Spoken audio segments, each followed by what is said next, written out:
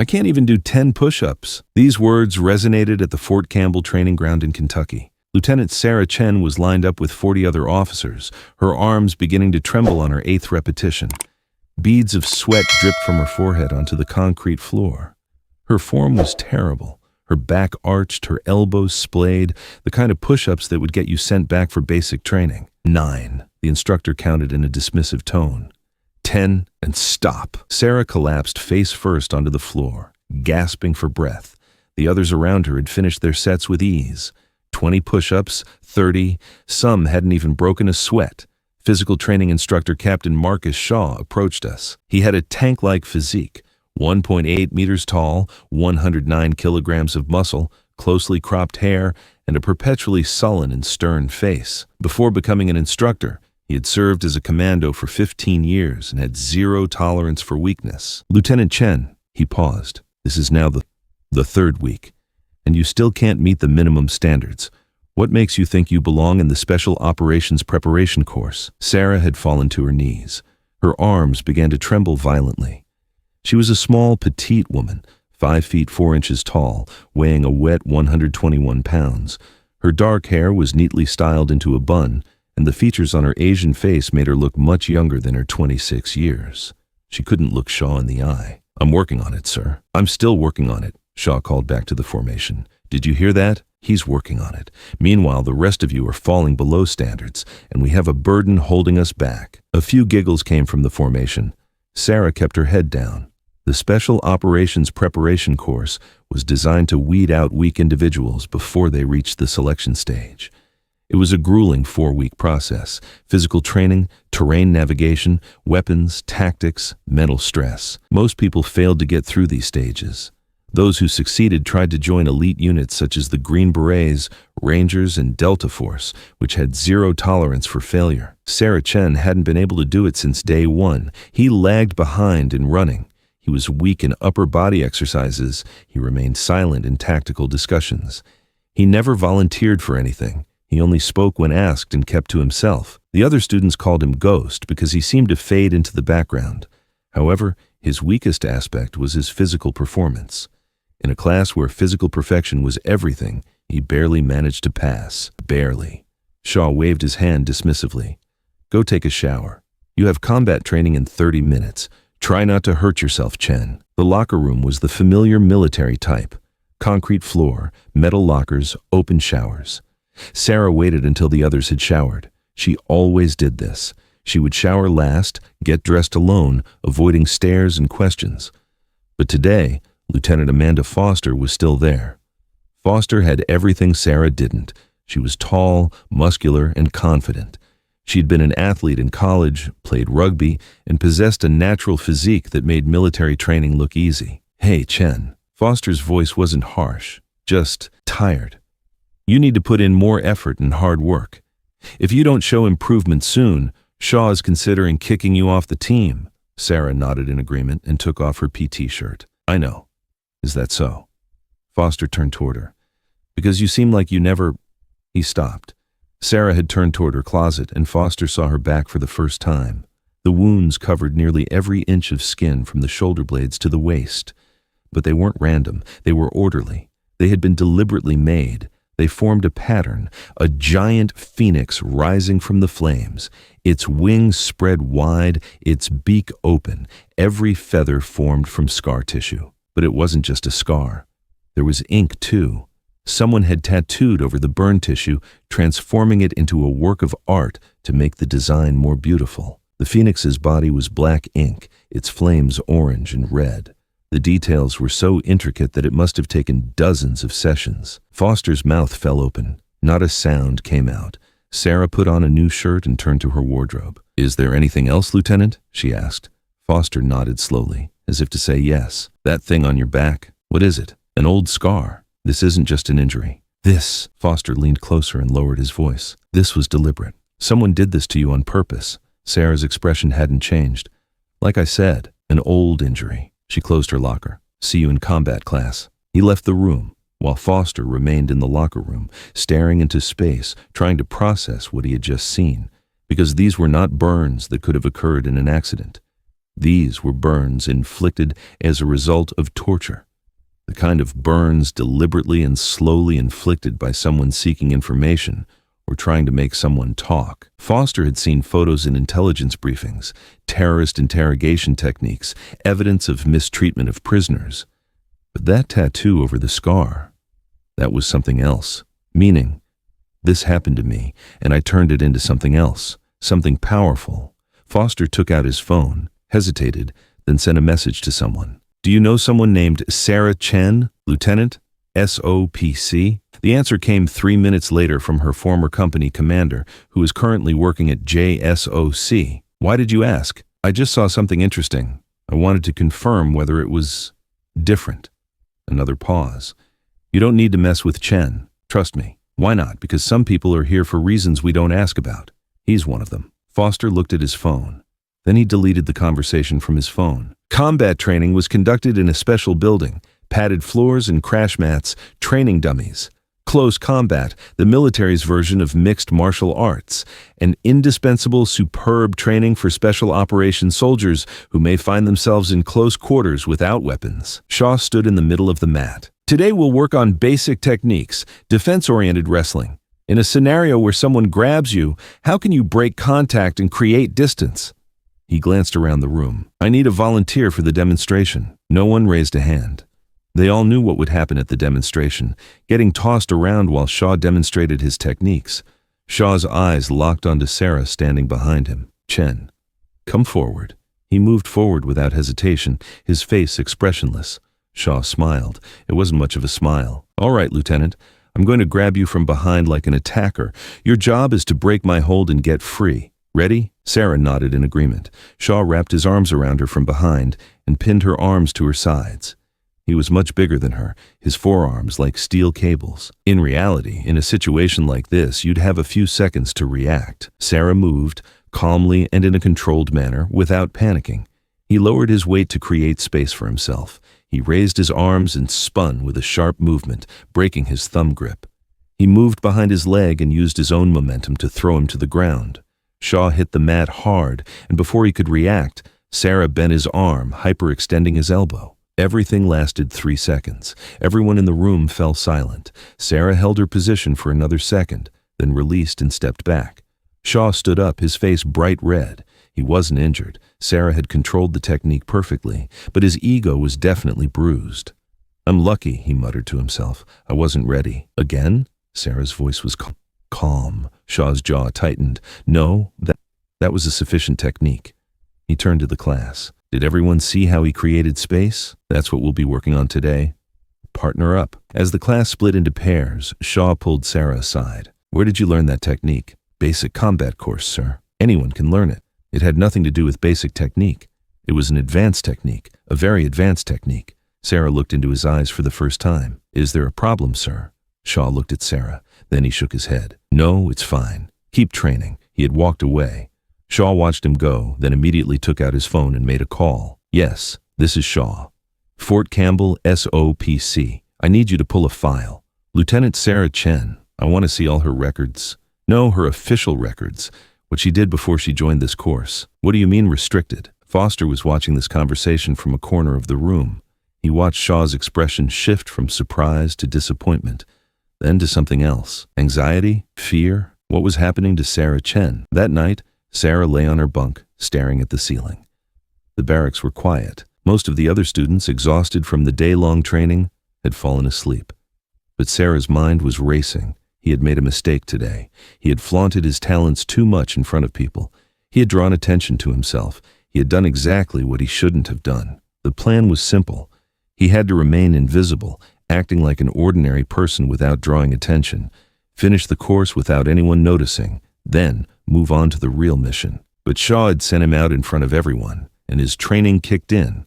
Hundreds of hours of close combat, fights not found on training mats, muscle memory gained from situations where hesitation meant death. He pulled a small notebook from under his pillow.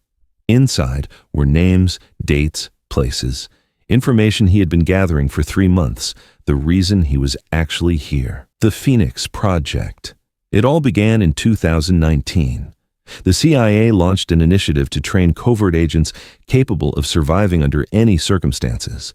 The program selected candidates with extraordinary abilities and sent them to hell. Literally hell.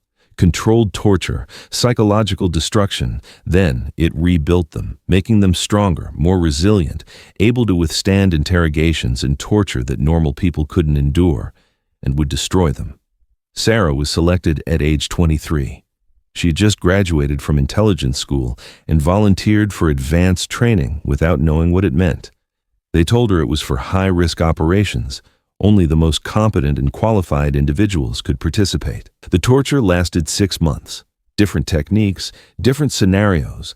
They burned his body. Chemical burns, thermal burns, electrical burns, mapping his pain tolerance, analyzing and recording his reactions, studying how the human mind copes with constant pain. 23 training sessions. 23 times he was harmed, and each time he endured the torture and survived. When everything was over, they offered to tattoo him. It was a tradition for Phoenix graduates. Turn the scars into something meaningful. 23 feathers on the Phoenix, one for each session, to remind you that you were destroyed and rebuilt. He had accepted the offer, not because he wanted the art, but because he wanted to remember. So he would never forget what had been done to him. But then he learned the truth. The Phoenix Project wasn't about creating better agents. It was about data, medical research, psychological profiling. The CIA was selling data on resistance to torture to foreign governments, private military contractors, anyone willing to pay. And 3 of his friends who graduated from Phoenix had also died, not in operations, in training accidents that were no accidents at all. They had been deliberately killed because they started asking questions. Sarah had barely escaped. During a training exercise, she had faked her own death. She had disappeared for 2 years, investigated, gathered evidence, and she had found the network, the executives selling the data, the officials covering up the incident. The money trail through front companies and foreign banks. Everything led to Fort Campbell, to the Special Operations Readiness Course, to the place where one of the architects of the Phoenix program was currently teaching, Captain Marcus Shaw. He was the program's advisor. He helped design the training. He personally supervised some of the torture sessions, and when people started dying, he blended into the regular army and disappeared, hiding behind a trainer position that no one would look twice at. But Sarah had found him. The next morning there was tactical firearms training, live fire drills, room clearing, target identification. Sarah deliberately performed poorly, good enough to pass but not good enough to excel, until the scenario changes completely. Shaw had set up a mixed shooting range, multiple rooms, mixed hostage targets and threat targets, narrow areas requiring precision. He assigned the students to pass through one by one, in sequence. When it was Sarah's turn, Shaw made a change. "Chen, you'll be using this weapon." He handed her a rifle. It was old, scratched, clearly defective and problematic. "The rifle you've been given is damaged. This is your backup rifle." The weapon had been deliberately sabotaged. Anyone could see that. The sight was broken, the trigger was stiff, and the magazine didn't fit properly. Shaw smiled. "The clock starts ticking the moment you enter. Standard rules.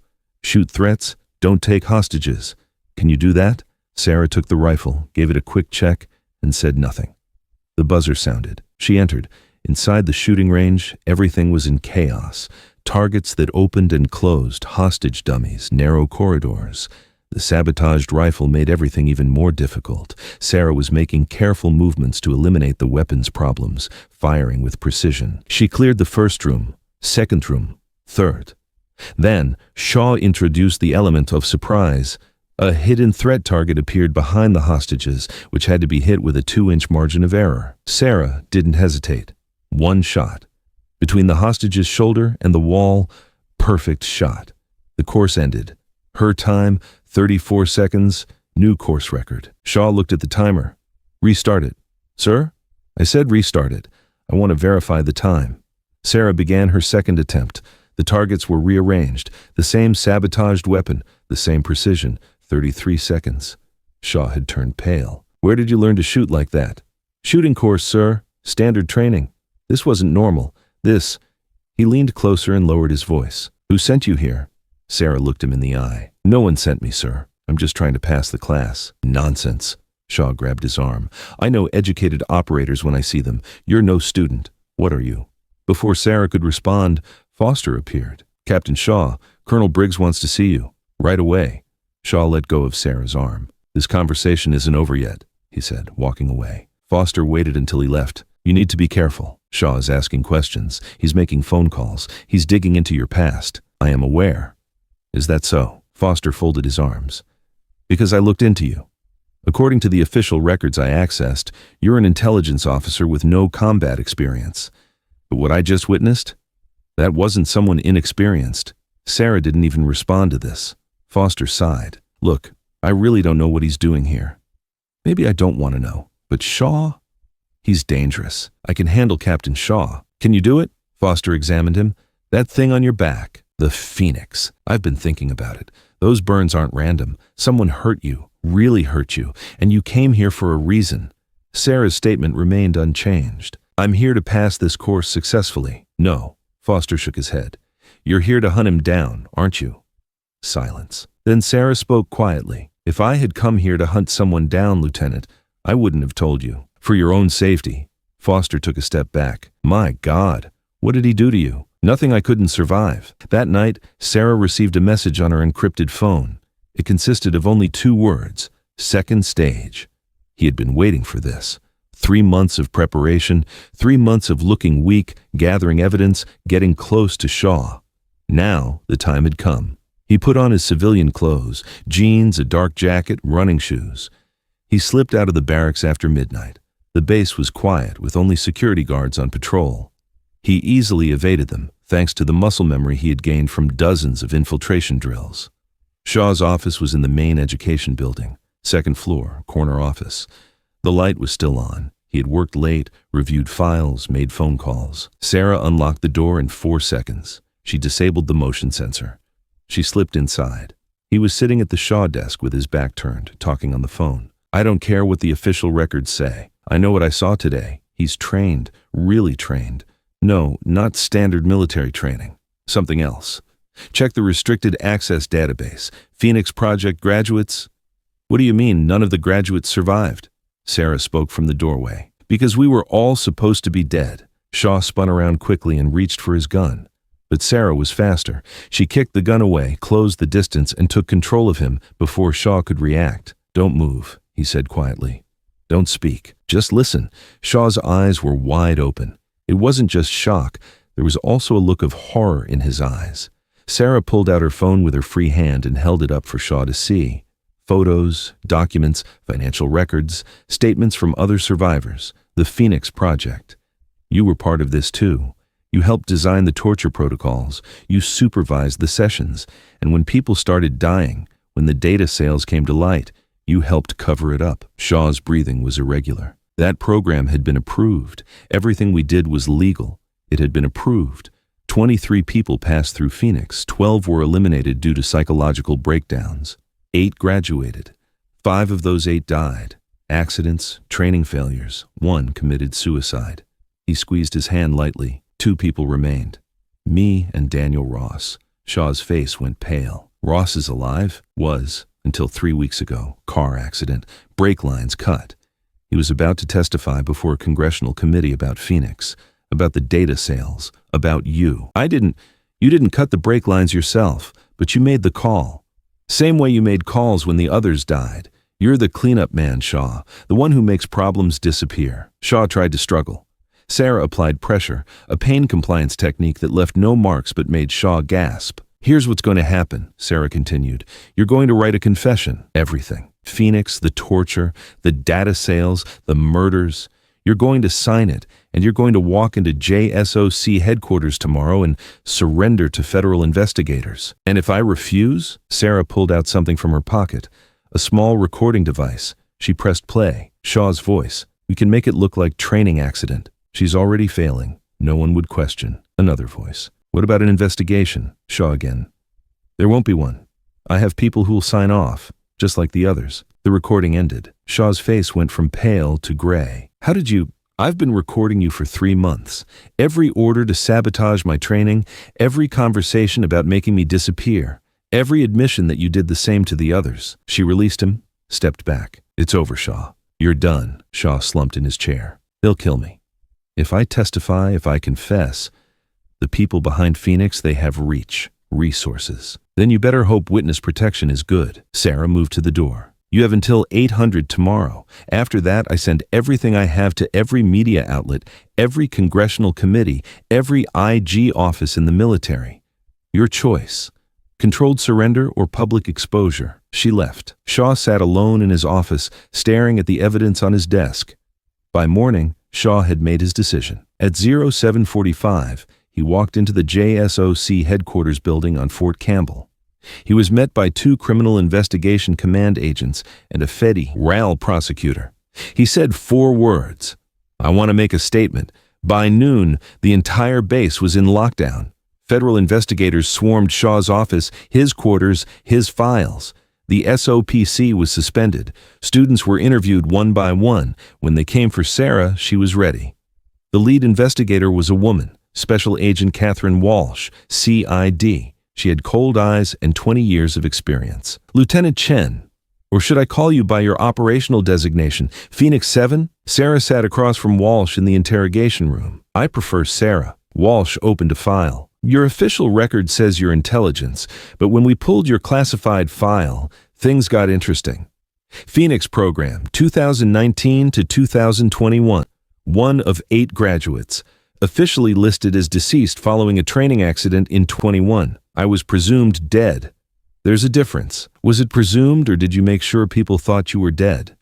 Sarah met her eyes. When 5 of your classmates die under suspicious circumstances, you make survival choices. Walsh leaned back. Captain Shaw is confessing to everything.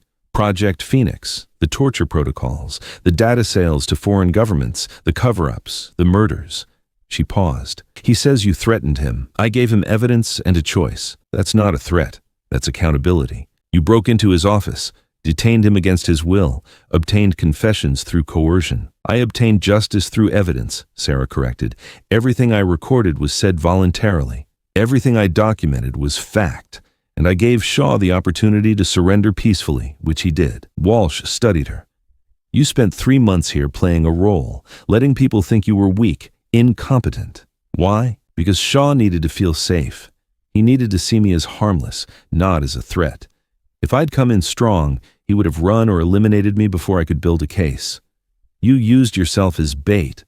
I used myself as an investigator, and it worked. Walsh was quiet for a moment.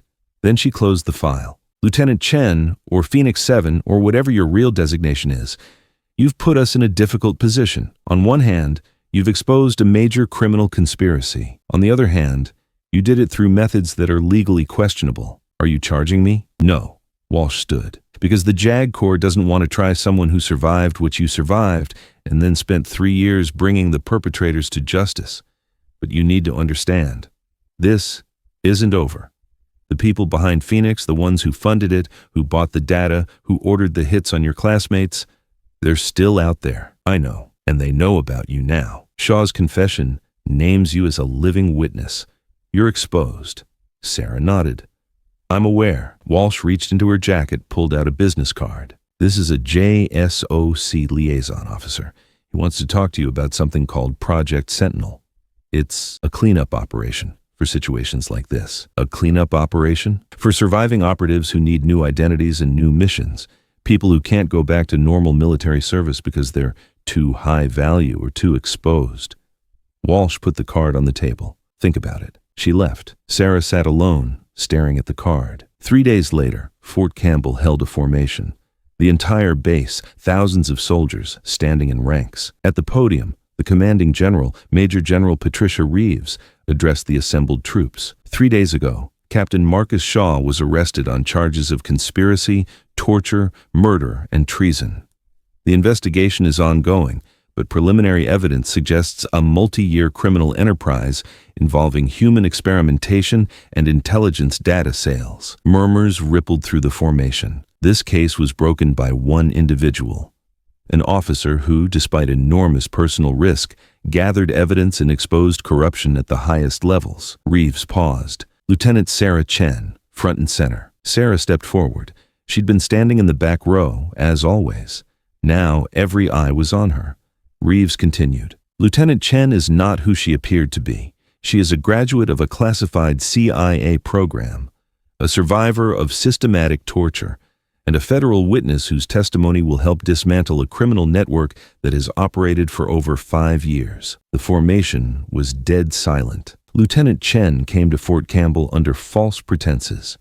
She allowed herself to be humiliated. She endured mockery, sabotage, and physical intimidation. She did this to get close to a target, to gather evidence, and to ensure justice was served. Reeves looked at Sarah. Lieutenant, do you have anything to say? Sarah stood at attention. Permission to address the formation, ma'am? Granted. Sarah turned to face the assembled soldiers. Her voice was calm, steady. 3 months ago, I arrived here pretending to be someone I'm not. I let people think I was weak because that's what the mission required. Some of you laughed. Some of you doubted. Some of you probably thought I didn't belong. She paused. You were right to doubt. Because I wasn't here to pass a course. I was here to hunt a predator, someone who had hurt people like me, someone who thought he was untouchable. She pulled off her jacket. Underneath, she wore a tank top. Her back was fully exposed, the phoenix, the burns, the 23 feathers rendered in scar tissue and ink. The formation gasped. Some looked away. Others stared, unable to process what they were seeing. This is what Project Phoenix did to me, Sarah said quietly. 23 sessions, 6 months. They broke me down and built me back. And when I graduated, they told me it was for the greater good, for national security, for my country. Her voice hardened. It was a lie. They sold the data. They profited from our pain. And when we started asking questions, they killed us. 5 of my classmates are dead. I'm one of 2 survivors. She turned back to Reeves. I came here for justice, not revenge, justice. And now Shaw will face trial. But the mission isn't over. There are others. And I'm going to find them too. The formation remained silent. Then, from the back, someone started clapping, slowly. Then another. Within seconds, the entire base was applauding. Sarah stood at attention, face neutral, but inside, something shifted. For 3 months, she'd been alone, playing a role, enduring humiliation.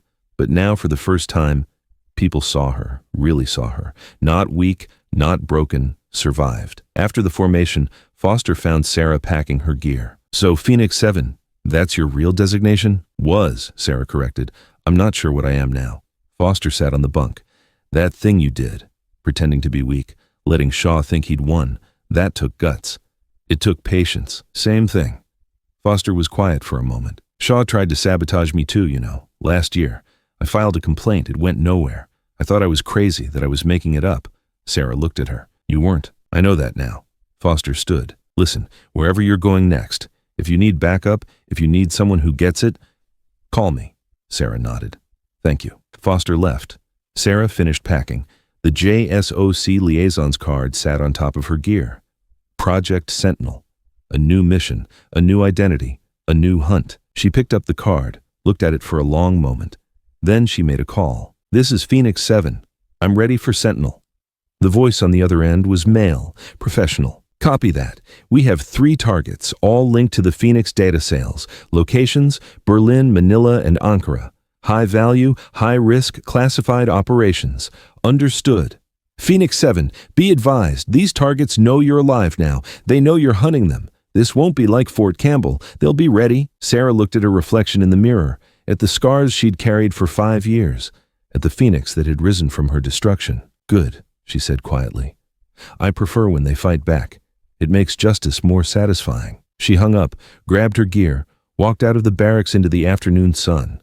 Behind her, Fort Campbell continued its routine. Soldiers training, instructors teaching, the machine of military life grinding forward. But somewhere in Berlin, a man received a phone call, a warning. Phoenix 7 was alive, and she was coming. He looked at the dossier on his desk. Sarah Chen's photo, her service record, her Phoenix graduation certificate. He'd made millions selling the torture data. He'd ordered hits on loose ends. He'd thought he was untouchable. Now, looking at her photo, he realized his mistake. You don't torture someone, document their breaking point, and then let them survive. Because survivors remember, survivors learn, survivors hunt, and Sarah Chen had become the perfect hunter, The phoenix had risen from the ashes, and it was coming home to burn everything down. Thank you for watching. You can support us by subscribing to our channel for the continuation of such military heroism stories. Tell us in the comments from which city you are watching this video. Hope to see you in the next story.